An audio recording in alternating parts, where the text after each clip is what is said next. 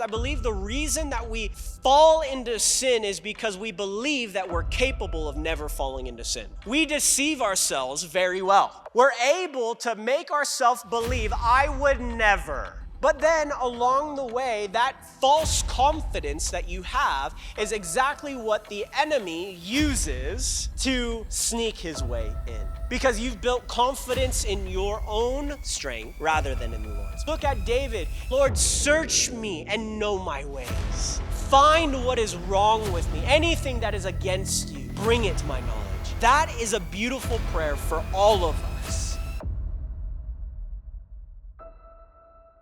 We're going to start in verse 17 is where we'll be. We'll read through 35 and then we'll slow down and talk about each passage. Verse 17. Now on the first day of unleavened bread, the disciples came to Jesus saying, where will you have us prepare for you to eat the Passover? Verse 18, he said, go into the city to a certain man and say to him, the teacher says, my time is at hand. I will keep the Passover at your house with my disciples.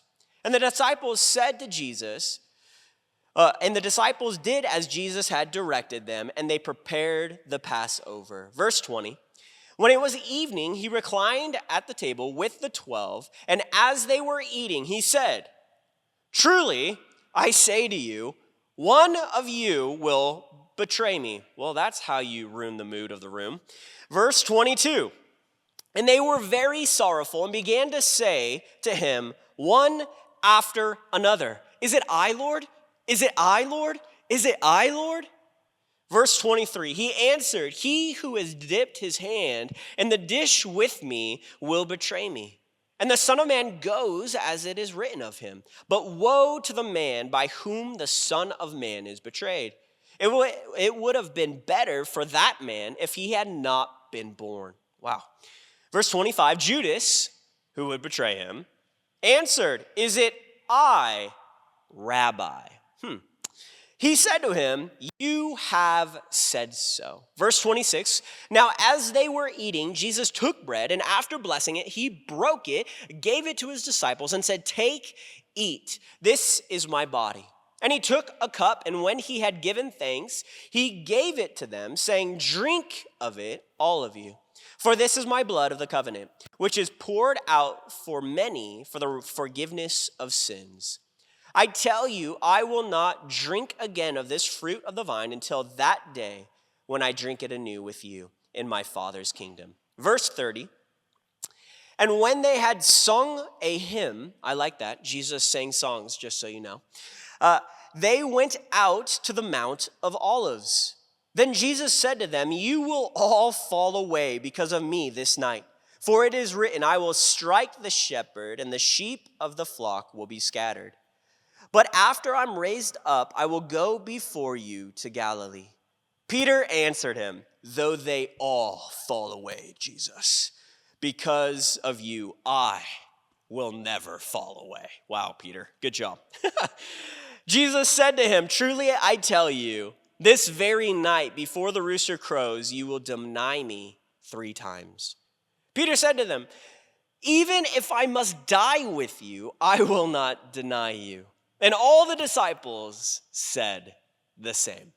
Okay, I love Peter. I love Peter. Peter is quick to speak, is he? He's always quick to speak. And then he has foot and mouth syndrome. And I can relate totally with that one. But in verse 17, as we start and progress through this passage, what we see really quickly is that it's the first day of unleavened bread. The disciples came to Jesus and they ask him, where are we to prepare the Passover? Now we hear unleavened bread and we hear the Passover, and some of us might not completely understand the timeline of what's happening, and it's important for us to understand this. Now, what's interesting is they have a date scale of when this is supposed to happen, a timeline in Exodus. It tells us Nisan 10 would be the date that they would select a lamb that was pure and blameless. It would be examined, this lamb. Now, what's interesting as you zoom in and when Jesus entered into Jerusalem, what you could kind of see is a similar time that they would be selecting this lamb. As Jesus is riding into Jerusalem on a donkey, if you remember, he's saying that he is the blameless lamb that is going to be selected for the Passover. From there, we find out Nisan 14, in the afternoon, the lamb was slain. Now, it's important for us to understand how the Israelites saw time as well. How we see it is at midnight, it turns into a new day. Now, the Israelites didn't see it that way. They saw when the sun set, it was a new day. So, it was a new day starting at sunset, going all the way to the next sunset. That was a day. So sometimes when we read this, it can get a little confusing. Now, the Passover lamb would have been during that time on Nisan 14 in the afternoon, right before it was dark. It says twilight, so it was in like that middle zone, okay? In that middle zone before it's fully dark, and also while there's still some sun, they slain the lamb. Now, that Passover lamb was slain, and then sunset would go down, and it was Nisan 15, a new day, and they would celebrate the Passover during that night. Now, to us, it looks like one day, but to them, it would be 2 different days, okay?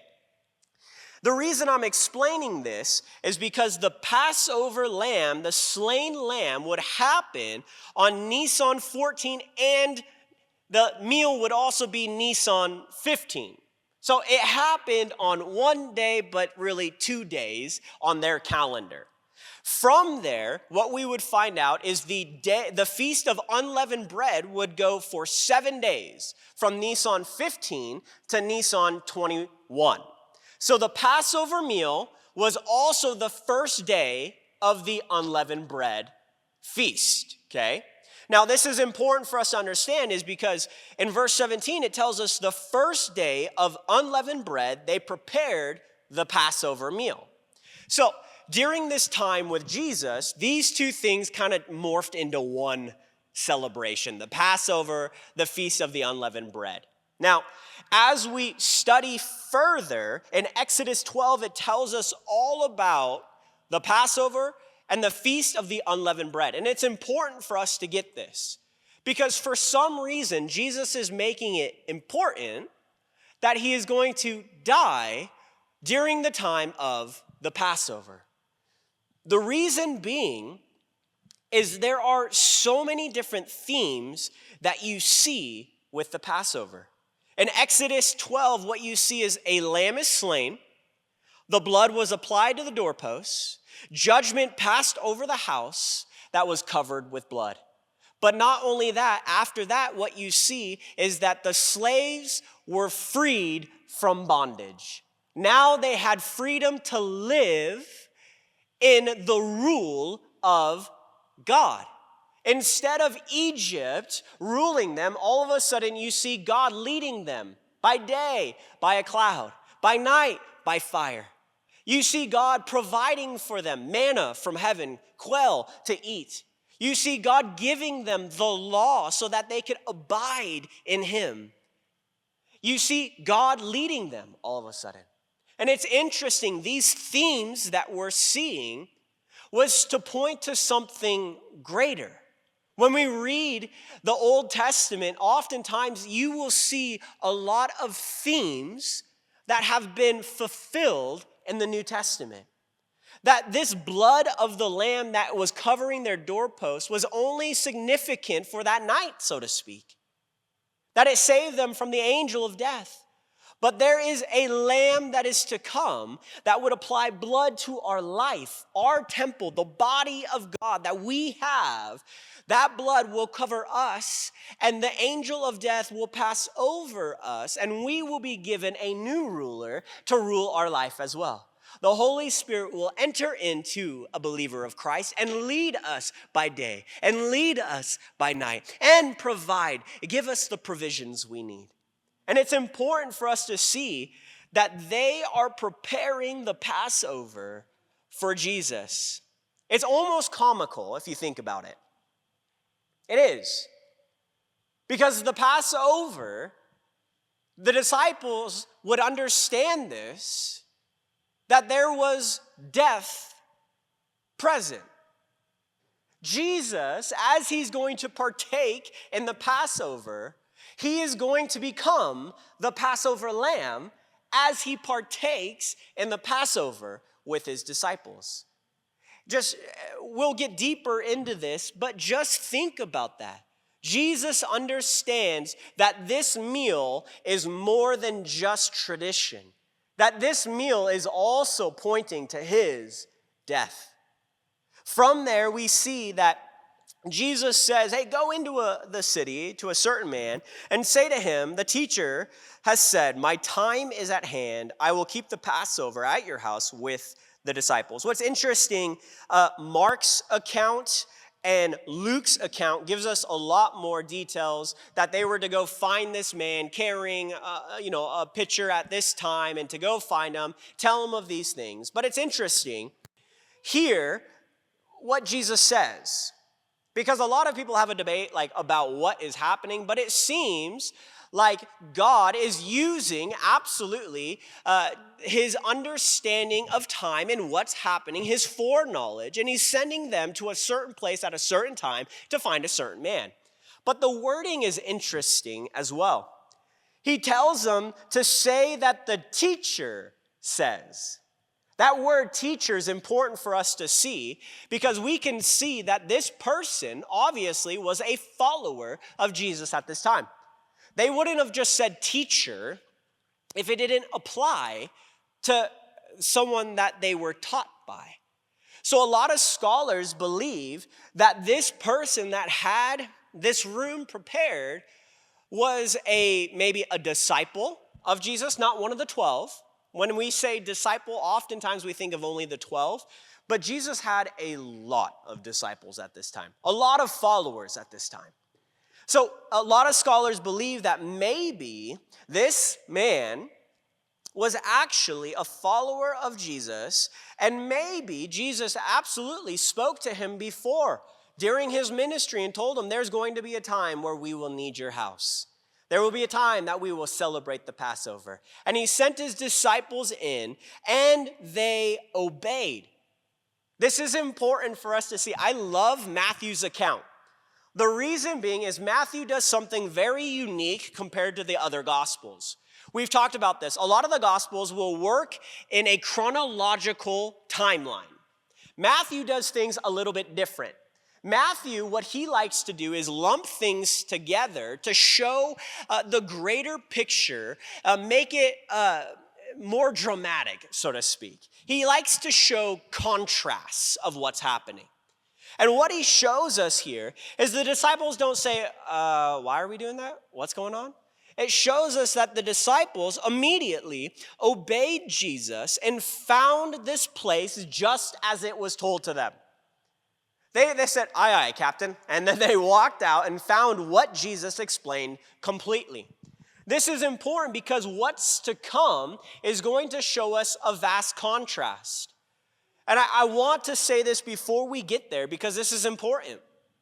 Oftentimes, we base our spirituality or our holiness based upon our goodness or our behavior. Have you noticed that? When we're doing really good, we're like, oh my goodness, I am so holy right now. Jesus obviously loves me today because I read my Bible and I prayed and I helped my brother out. Give me a high five, let's go. You know what I mean? We feel a certain way about ourselves when we do good works. It's a natural human response. But what's interesting, what I love about Matthew's gospel is it shows us that there are moments that the disciples walk in obedience. There are moments where the disciples trust the Lord. But what's to come, we're going to find out, there are also moments of pride. There are moments of arrogance. There are moments of destructive thinking and destructive habits and destructive words. There are moments in our life where we drop the ball. And what's going to be fantastic is we're going to find out that Jesus still seeks out redemption. Isn't that the greatest news ever?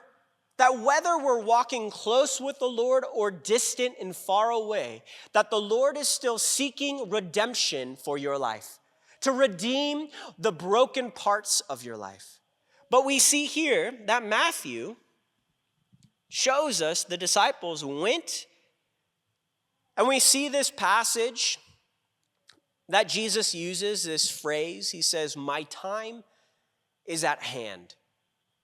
If you've been with us for a while, you've seen Matthew say this phrase a lot, but what he says is, "My time has not yet come." There's been multiple times where Jesus says, "My time has not yet come." When his mom comes to him in the beginning of his ministry and says, "Sweetie, will you turn the water to wine, please? Please, for my friends." And he goes, "Mother, do you not realize that my time is not yet?" But then he does it. We see also areas where he heals someone of leprosy, of blindness, of whatever, lameness. And all of a sudden, what he says, he goes, "Hey, shh, don't tell anyone. My time has not yet come." It's interesting, and I love this, that Jesus lived on God's time. I love this so much. His agenda at all times was the will of his Father.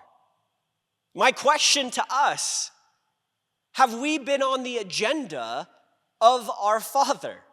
Or are we saying, "It is my time to shine. It is my time to take. It is my time to stand up and to be the most significant person of all. It is my time"? Or are we willing to see around us God's timeline and being willing to wait? Think about that. Jesus had to wait. Wait before his death. Now, obviously, he probably wanted to wait, so to speak, in his humanity. But think about this. God had a timeline for Jesus that he obeyed and walked through. He still did miracles, but he never tried to jump the gun. He never tried to accelerate the plan or to even change the plan. In the very beginning of Matthew, we actually talked about this. When Satan tempts Jesus, it's interesting. Satan actually gives him the opportunity to pass by death, to not have to suffer, to not have to go through pain. Satan says, "If you bow down to me, I will give you this world. It'll be yours. It'll be yours. You don't have to suffer. All you have to do is bow down to me." There was even a part there where Jesus had the option to not suffer, just not only upon the cross, but the wrath of God. But he understood that he would inherit the world, but he would not inherit you. Jesus' agenda, God's agenda from the very beginning was for you, not the world, for you. He built the world so that you had a place to reside with him. He put this in order so that you had a place to live, to be present with God. From there, they go into the city. The city would be Jerusalem. As they go in there, they talk to this man. They prepare the Passover. There are several things that would need to be prepared in order for the Passover to be ready. What we see his time or his hour to come is definitely talking about his betrayal, the suffering, the cross, the shedding of the blood, the new covenant, the resurrection. Honestly, when I say my time has come, I usually don't mean I'm going to die. When my time has come, it means that I got the job promotion, baby. You know what I mean? When my time has come, it means that I finally saved up enough money to get that new car, to get that new house. My time has come. Jesus' time is very different. His time is to suffer, but he does suffer with purpose.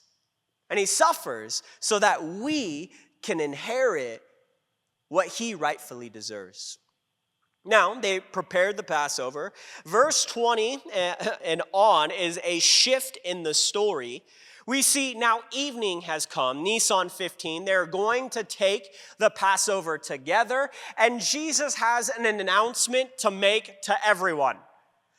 It's the best announcement ever, my goodness. They're celebrating a Passover. Now, the Jews would be very excited about this period.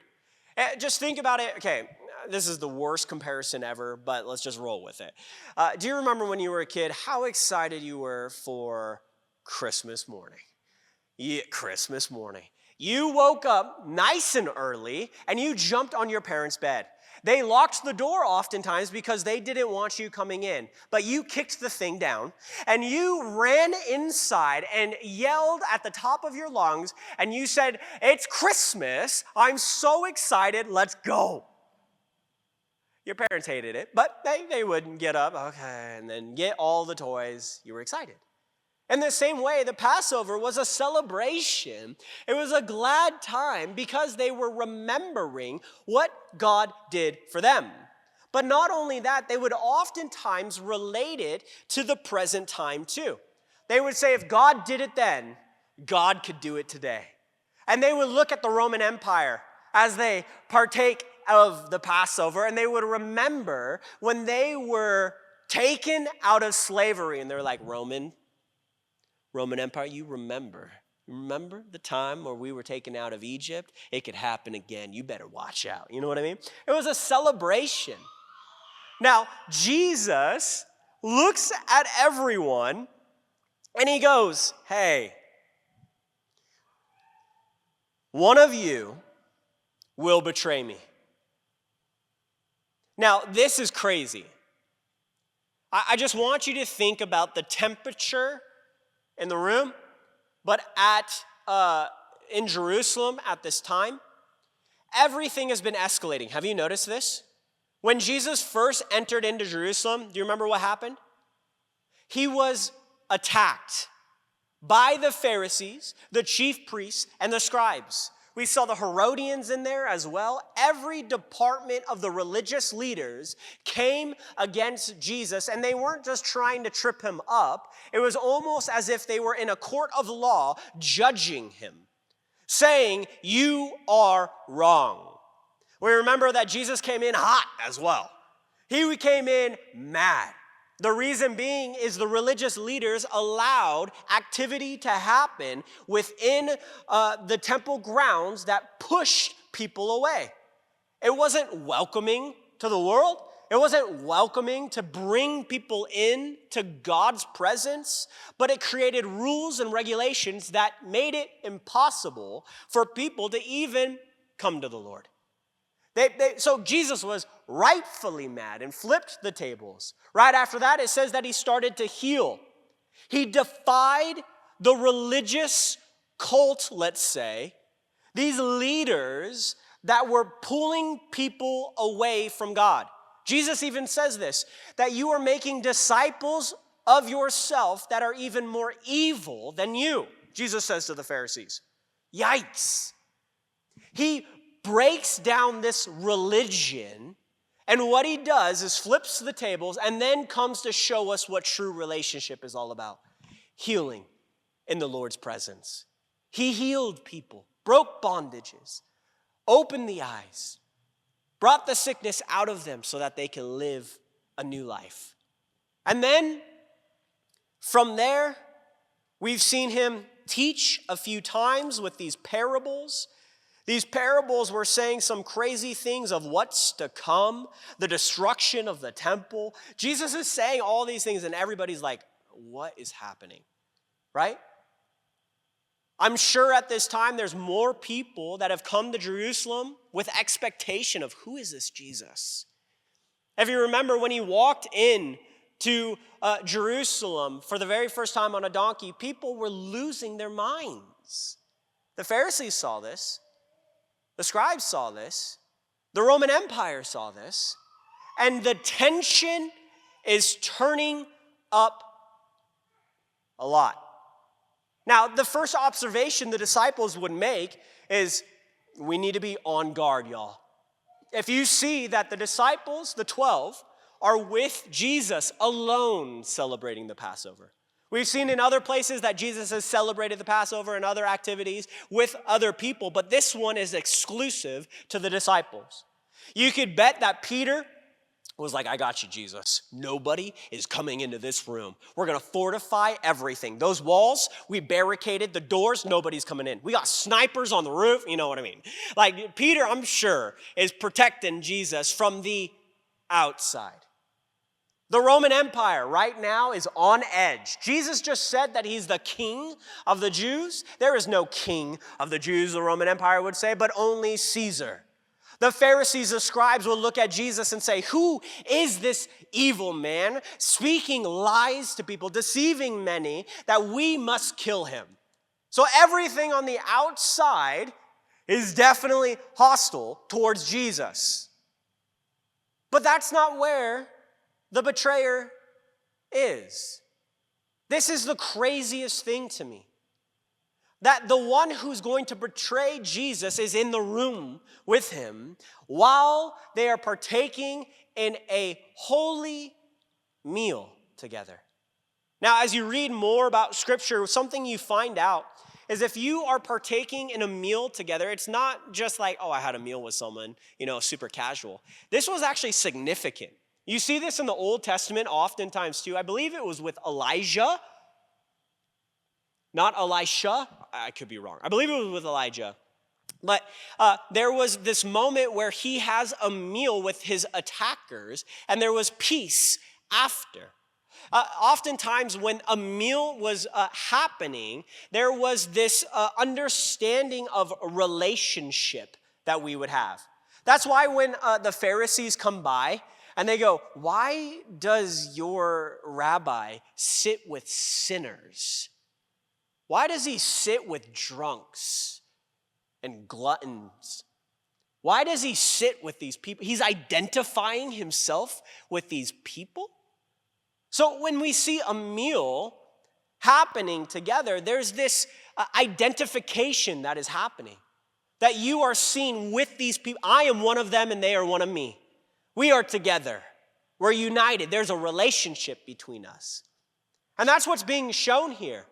Is that there is one who is seen as having a relationship with Jesus, but in his heart, he does not have that relationship towards the Lord. And we see that when Jesus says, one of you will betray me, all of the disciples are like, oh no, what? Is it me?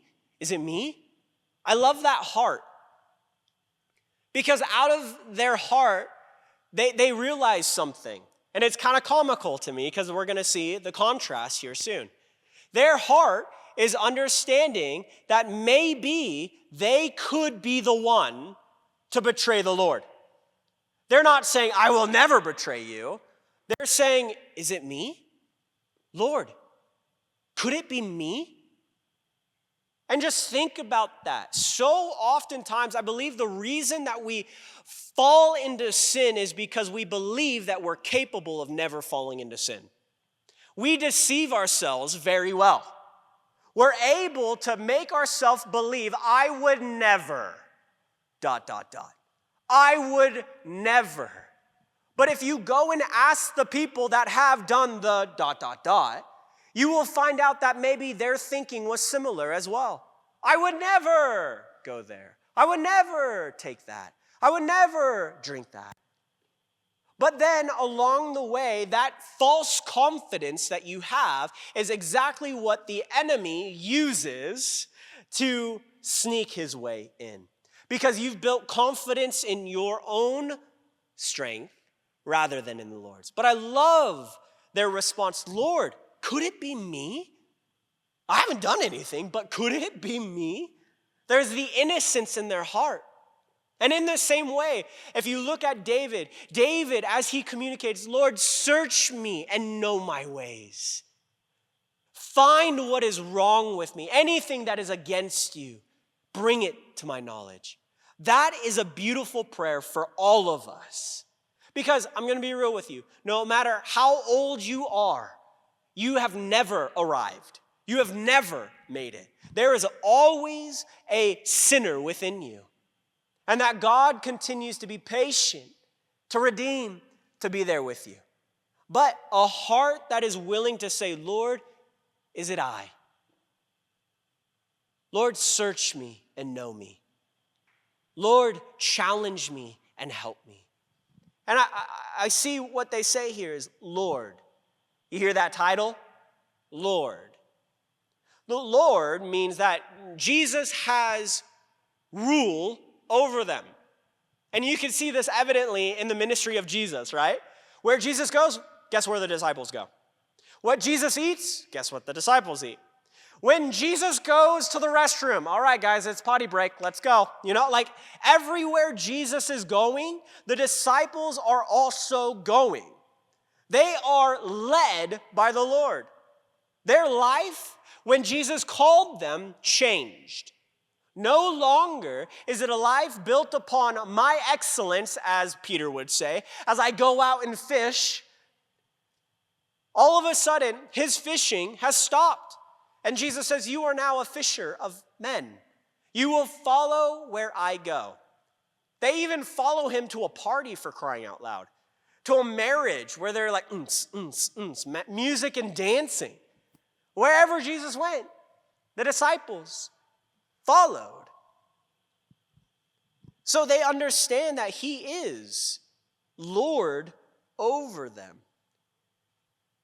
And then this is something interesting. Jesus says in verse 23, he who has dipped his hand in the dish with me will betray me. Now, some people are like, could it be at that very moment as Jesus dipped his bread into the hummus that Judas was right there and dipped it at the same time? No idea. No, I don't know. I'm not 100% convinced that this would have pointed out Judas in the room. What he's saying is one who has communion with me, one who is close to me, one who is one of mine. He's showing that this is a betrayal, not of just anyone out there, but of someone so close to him, so close. And what's interesting is even in Psalms, it communicates that. It communicates that the Lord, in Psalms 41:9, even my own familiar friend in whom I trusted, who ate my bread, has lifted his heel against me. In the Psalm, it's being fulfilled here. That one who ate with me, who even dipped his bread in the same bowl as me. Let's be real. Are you sharing your food with just any random people? Are you like, hey, you want to dip your bread in my soup where your mouth has been all over? You know what I mean? Like, no. It's showing this closeness. A brother. Showing this closeness. From there, in verse 24, the Son of Man goes as it is written of him, but woe to the man by whom the Son of Man is betrayed. This is interesting. It's showing us two concepts here. The first one is the sovereignty of God, but also the free will of man. Now, this is a big debate within all of Christian community. You have Calvinists and Arminians that have different ideologies and understandings of what is free will and what is the sovereignty of God.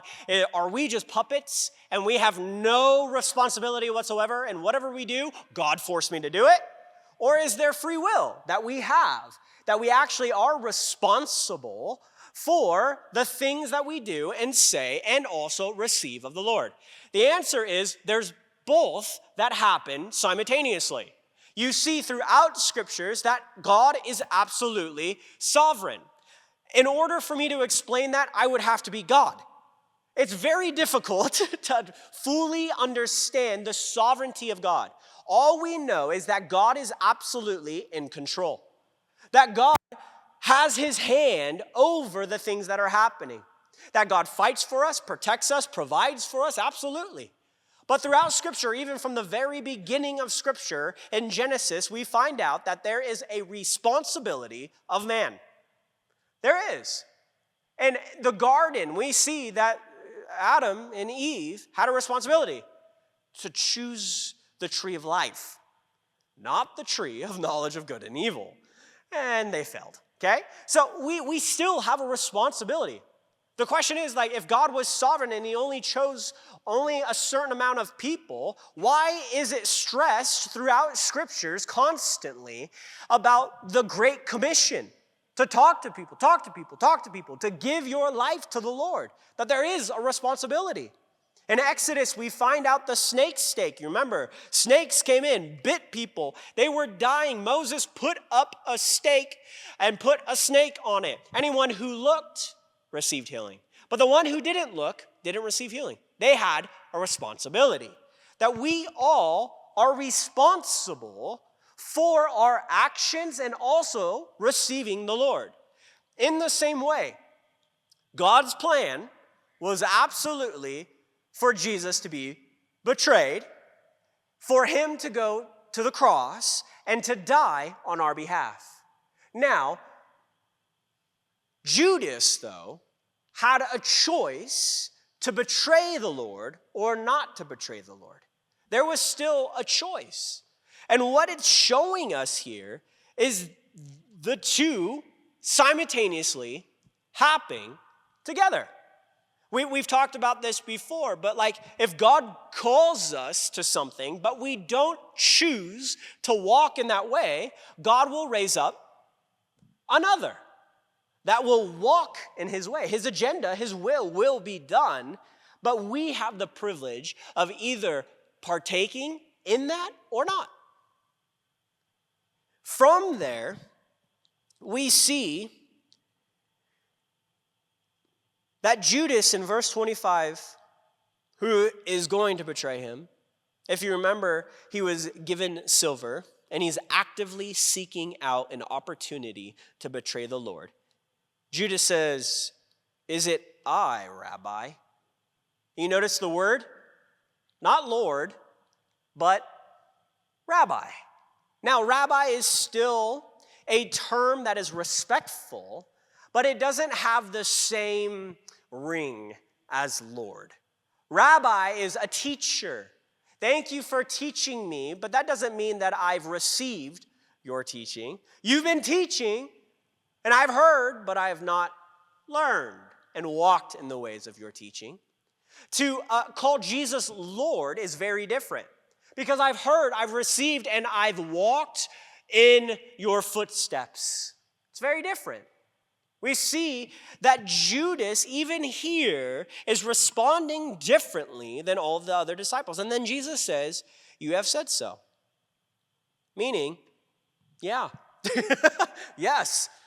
And it's interesting, it seems like he tells him this, not in the presence of the disciple. There's not chaos that's happening. It seems as if maybe Judas came up to the Lord, feeling guilty even, understanding what he was going to do, and putting on a facade, right? Saying something super spiritual, acting the part, but Jesus sees through the mask. And oftentimes in our own life as well, have you noticed that we come to the Lord with a mask on? We act a part. And we're like, "Oh God, thank you, Lord." But we know the wickedness of our heart, of our eyes, of our ears, of our actions, of our thoughts, of all of this. We know the decay within, and we're acting the part as if we're holy before the Lord. And then the Lord looks at us and says, I see. And the response that we should have when we come before the Lord is with fear and trembling.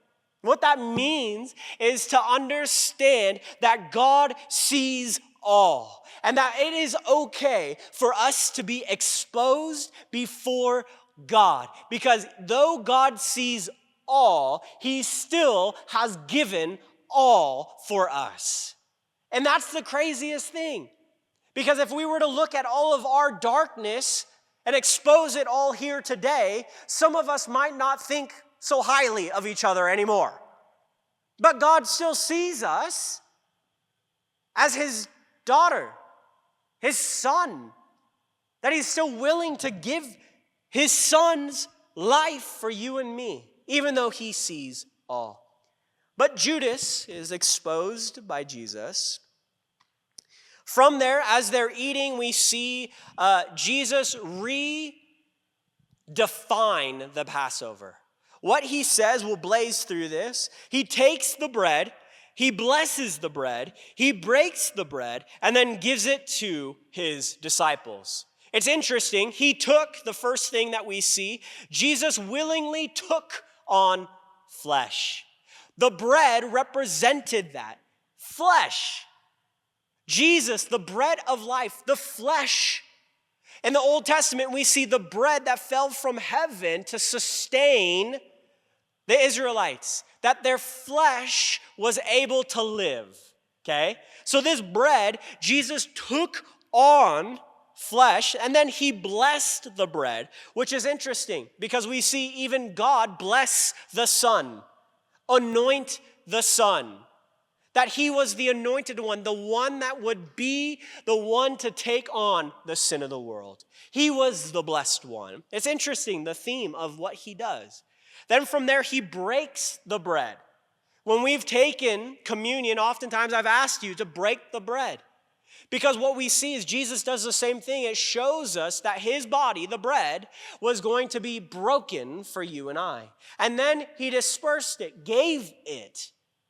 And those who partook in this was willing to receive the death of Jesus.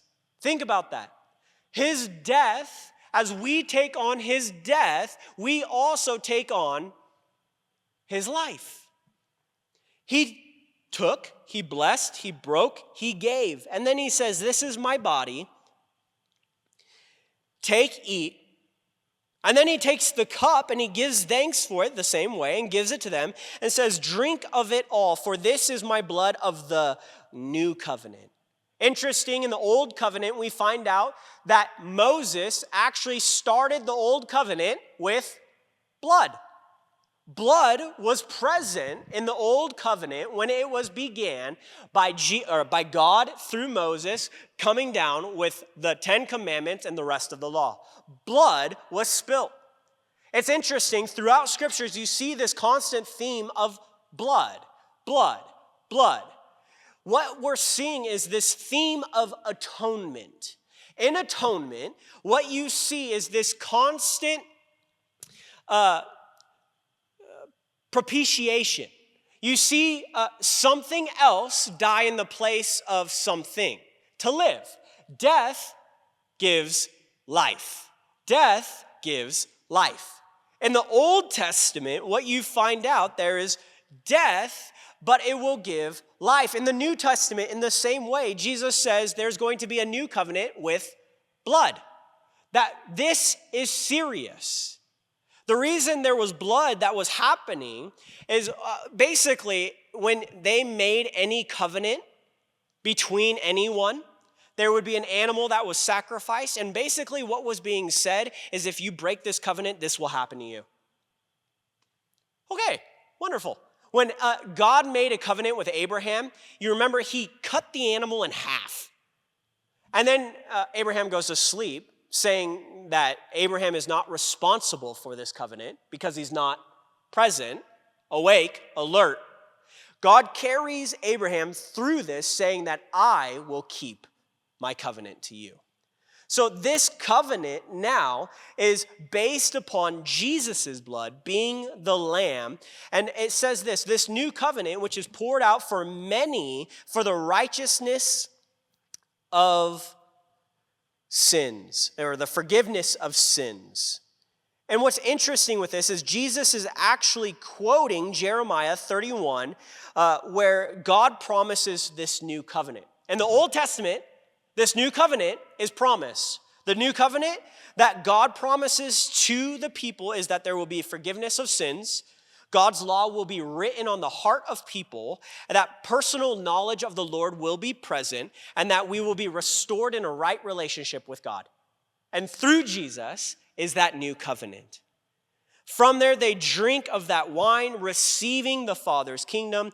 He says that he will not drink of this wine until his Father's kingdom comes anew, okay? What he's saying is this communion, this Passover meal that we're having is mournful. It's sad. It's his last one in his flesh. But what I love is that there are 3 parts of this Passover communion. Communion, when we take it, we look at it in 3 different directions. We look backwards to the cross of what Jesus did. We look inward into self-examination. Lord, search me and know my ways. But we also look forward to the kingdom to come. Because of what Jesus did, we will also be able to partake in this communion, this Passover, with celebration and joy in the kingdom to come with God. That also is coming. The last part, what we see is Jesus sings hymns. This was a normal thing to happen during the Passover. What they would actually sing is the Hallel Psalms. You can find those in Psalms 113 to 118. Which is really interesting. It tells us that Jesus sang a song, and I can only imagine the song. If you read those Psalms, what you will find out is a verse like this. The stone which the builders rejected has become the chief cornerstone. They're singing a song to go to the garden where Jesus is going to be betrayed, and he's singing a song about how he is the rejected one going to die on their behalf. And he says they're singing with joy. They're singing as they go about. And then Jesus says, you will all fall away, for it is written. I love it. Jesus keeps on quoting scripture. He's quoting Zechariah 13, verse 7. The shepherd will be struck, the flock will scatter. The reason this is important is it's showing us the fulfillment of the prophecies of old. Jesus quotes it all over the place. Matthew inserts it all over the place to show us what is happening in this moment isn't just, an event. It's an event attached to a promise. And it's interesting that he quotes this and then he says, and then Peter goes, in verse 32, but after I am raised up, I will go before you to Galilee. I love this. Before Peter makes a fool of himself, Jesus tells them, I'm going to die. You're all going to fall away. But guess what? It's not the end. It's not the end. I want you to know something.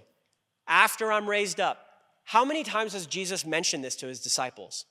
So many times. He's told them, I'm going to die. Hey, I'm going to die. Hey, I'm going to die. Hey, guys, I'm going to die.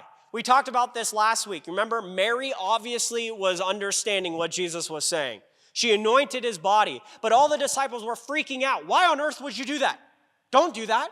When Jesus dies, they're all going to scatter and they're going to hide because they're scared. They think they're going to die. But here, just in a moment, they're going to say they're going to die with the Lord, but all of a sudden they're scared to die. You know what I mean? Like they're not getting it. And they're not getting it. Jesus is like, hey, I'm going to die, but I'm going to come back to life. And guess what? I'm going to meet you in Galilee. Galilee is important because that's also where Jesus' ministry started. In the beginning of Matthew, you could see that Jesus is walking on the Sea of Galilee and he says to Peter and Andrew, hey boys, come follow me. That's where he started to recruit his disciples.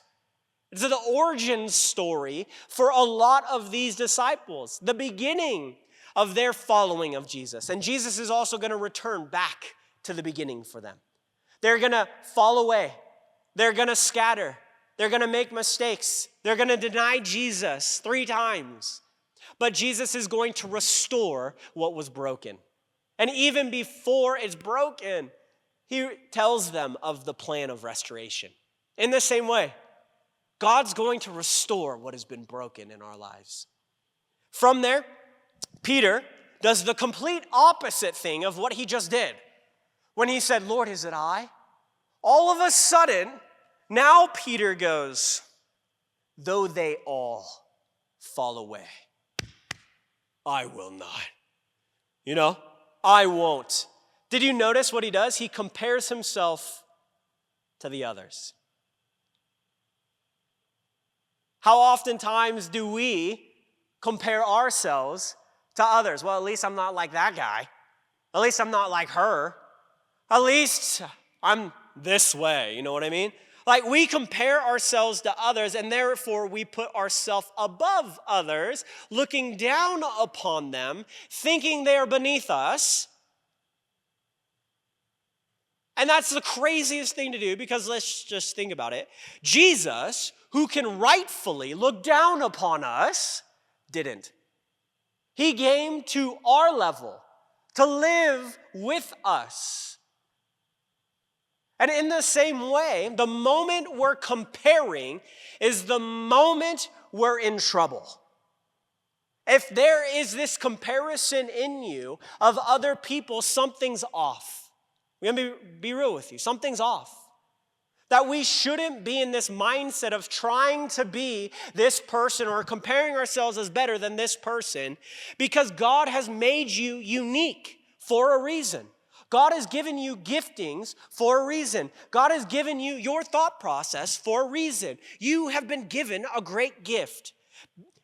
Thank God you're not like another person. Thank God that you are who you are because God has a plan for you. Let's not be like this. Peter looks at them and says, those fools, they'll fall away, but I'm strong. And what he's doing is, once again, he's basing his strength upon his own ability. His own ability. We're going to find out his own ability is kind of weak. Even a little girl is going to come to him and be like, hey, don't you follow Jesus? And he's like, no, get away from me. Don't talk to me. Have you noticed that our strength fails at times? Have you noticed that your abilities waver at times? Have you noticed that there's moments where you could hit the three-pointer all day long, and then there's moments where it doesn't work? But God's grace is still sufficient for us. And then from there, Jesus says the hardest thing Peter can hear. He says, truly I say, this very night, tonight, not just sometime you will deny me, but tonight you will deny me 3 times before the rooster crows. That must have been appalling. Like, think about that. Peter, his heart, man, he loves Jesus. He loves him. His intentions are good. It's like, I would never, God, I love you. I care for you. My intentions, my strength, my heart, I love you. I want to be with you. I do, I really do. So what he's saying isn't necessarily evil. It's backed by a good and sincere heart, but this good and sincere heart is misguided and only being led in his, let's be real, ego, pride of his love for the Lord. But our love for the Lord does waver.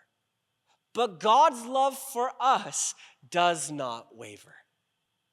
If we understand that, we understand when we fall, when we trip up, when we make mistakes, that our love wavers, but Lord, you still love us. God, you still care for us. God, you're still working that redemption story in our life. And how freeing is that? To live in that mentality, man, I waver, but thank you, Jesus, that you don't. Thank you that your love is constantly out for me, coming for me. And then Peter says, even if I must die for you, I will not deny you. I'm going to ruin the story for next week. He denies him still and doesn't die for him. He drops the ball. But if you remember, even though Peter, the disciples, in the time of great pressure, fall away, that Jesus told them even beforehand that he had restoration for them. And in the same way, I want you to hear this in your life too, because a lot of us have gone through a lot of things. A lot of us have done things that we shouldn't have done. A lot of us have hurt people that we shouldn't have hurt. We've burned bridges. But what's beautiful is that Jesus tells us the same thing. I will meet you at Galilee, and there will be restoration for you. What he's telling us is that he is a God of restoration. That even though your love wavers at times, his love for you doesn't waver. His love for you is constant.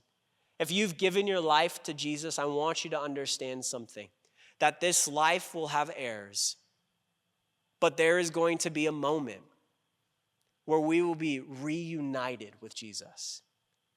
I want to also put one warning, though. Just like Judas, we still have a responsibility in this life. Sometimes we could hear the story of God's grace and love, and we could see that his love doesn't waver and our love does waver, and it gives us an excuse to keep on sinning. But true love is always in a constant pursuit, even when it falls. Think about that. If we truly love the Lord, when we fall, what do? We get back up to pursue after him. We keep moving forward. We keep going. We keep learning from our mistakes.